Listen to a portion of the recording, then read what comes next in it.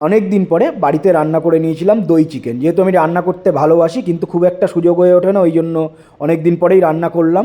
আর বাড়িতে তো মা থাকলে মাই রান্না করে, মা খুব ভালো রান্না করে, মা রান্নার ডিপার্টমেন্টটা মাই সামলায়। আর মা না থাকলে ওয়াইফ রান্না করে, ও খুব ভালো রান্না করে।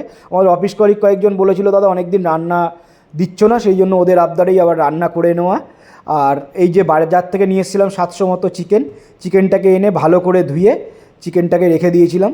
আর চিকেনটাকে ম্যারিনেট করার জন্য নিয়ে নিয়েছিলাম সামান্য পরিমাণে একটু হলুদ, তার মধ্যে নিয়ে নিয়েছিলাম 1 চামচ মতো আদা রসুন পেস্ট, এই যে 1 চামচ আদা রসুন পেস্ট নিয়ে নিয়েছিলাম। আর নিয়ে নিয়েছিলাম সামান্য পরিমাণে একটু কাশ্মীরি লঙ্কার গুঁড়ো। তোমরা চাইলে কাশ্মীরি লঙ্কার গুঁড়োটা স্কিপ করতে পারো, নাও দিতে পারো। আমি একটু কালারের জন্য দিয়েছিলাম। আর দিয়েছিলাম সামান্য পরিমাণে গোলমরিচ গুঁড়ো। আর এই যে ভালো করে নিয়ে সব কিছু মাখিয়ে ম্যারিনেট করার জন্য সব কিছু মাখিয়ে নিয়েছি, রেখে দিয়েছিলাম চিকেনটাকে। প্রায় আধ ঘন্টার মতো চিকেনটাকে আমি ম্যারিনেট করে ঢাকা দিয়ে রেখে দিয়েছিলাম। এই যে সব কিছু দিয়ে মাখিয়ে চিকেনটাকে আধ ঘন্টার জন্য রেখে দিয়েছিলাম। আর তার চিকেনটা বানানোর জন্য নিয়ে নিয়েছিলাম একটা বড় সাইজের টমেটো আর মিডিয়াম সাইজের 3টে পেঁয়াজ। এই যে টমেটোটাকে মানে কেটে রেখে দিয়েছিলাম। এখানে অনেকটা টমেটো লাগছে কিন্তু অন্য রান্নার জন্য আমি টমেটো কেটে নিয়েছিলাম একবারে, সেই জন্য।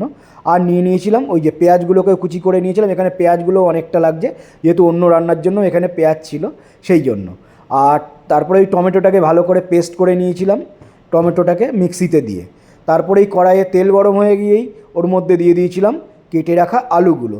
আমি এখানে তোমরা চাইলে আলুটাকে স্কিপও করতে পারো, যেহেতু আমরা বাঙালি সব রান্নায় আলু লাগে। আর মাংসে আলু না দিলে কি ঠিক মজা লাগে, সেই জন্যই আমি আলু দিয়ে দিয়েছিলাম। তোমরা চাইলে স্কিপ করতে পারো।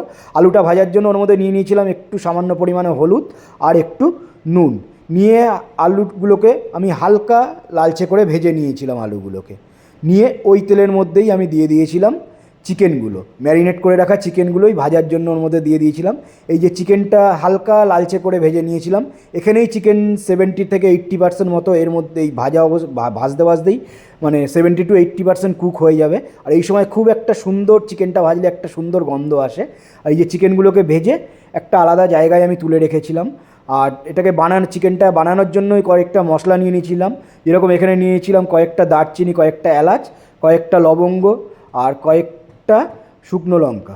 নিয়ে ওই মানে মাংসটা যে তেলে ভেজেছিলাম ওই তেলের মধ্যেই এগুলো দিয়ে দিয়েছিলাম। আর তার মধ্যেই দিয়ে দিয়েছিলাম কুচিয়ে রাখা পেঁয়াজগুলো। এই যে কুচিয়ে যে পেঁয়াজগুলো রেখেছিলাম ওর মধ্যেই দিয়ে দিয়েছিলাম, দিয়ে ভালো করে নাড়াচাড়া করে নিয়েছিলাম। আর ওর মধ্যে দিয়ে দিয়েছিলাম সামান্য পরিমাণে একটু হলুদ, আর দিয়ে দিয়েছিলাম সামান্য পরিমাণে একটু নুন, আর দিয়ে দিয়েছিলাম খুব অল্প পরিমাণে একটু চিনি। তোমরা চিনিটা নাও দিতে পারো চাইলে, আমি খুব সামান্য দিয়ে দিয়েছিলাম চিনি। আর দিয়ে দিয়েছিলাম ওই 2 চামচ মতো আদা রসুন পেস্ট দিয়ে। আর দিয়ে দিয়েছিলাম একটু কাশ্মীরি লঙ্কার গুঁড়ো। তোমাদের আগেও বলেছি কাশ্মীরি লঙ্কার গুঁড়োটা আমি একটু জাস্ট কালারের জন্য দিয়েছি, তোমরা চাইলে এটা স্কিপ করতে পারো।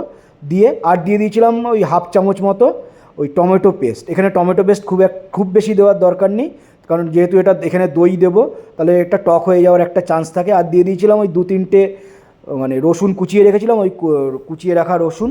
আর দিয়ে দিয়েছিলাম 1/2 চামচ মতো ধনে গুঁড়ো, 1/2 চামচ জিরে গুঁড়ো।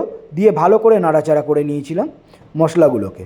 এই যে সব ভালো করে মশলাগুলো দিয়ে নাড়াচাড়া করে নিয়েছিলাম। এই মশলাগুলো থেকে যখনই তেল ছাড়া শুরু করে দিয়েছিল তখনই ওর মধ্যে দিয়ে দিয়েছিলাম ওই যে হাফ ভেজে রাখা আলুগুলো। এই যে আলুগুলো হাফ ভেজে রেখেছিলাম সেই আলুগুলো দিয়ে দিয়েছিলাম ওই মশলার মধ্যে। আর দিয়ে দিয়েছিলাম ভেজে রাখা চিকেনগুলো।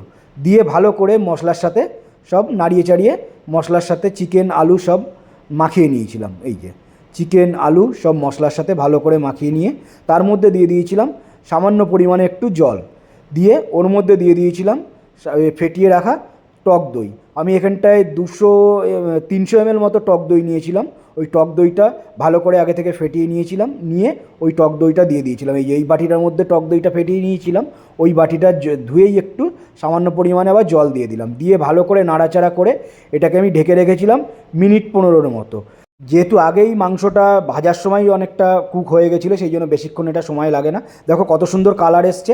এই হালকা লালচে কালারটা কাশ্মীরি লঙ্কা দেওয়ার জন্য এসেছিলো, তোমরা চাইলে ওটা স্কিপ করতে পারো, তাহলে একটু সাদা সাদা কালার আসবে, যেটা মানে টক দইয়ের কালারটা। বন্ধুরা এই রান্নার রেসিপিটা যদি ভালো লাগে অবশ্যই লাইক, কমেন্ট অ্যান্ড সাবস্ক্রাইব করে আমার পাশে থেকো। টাটা।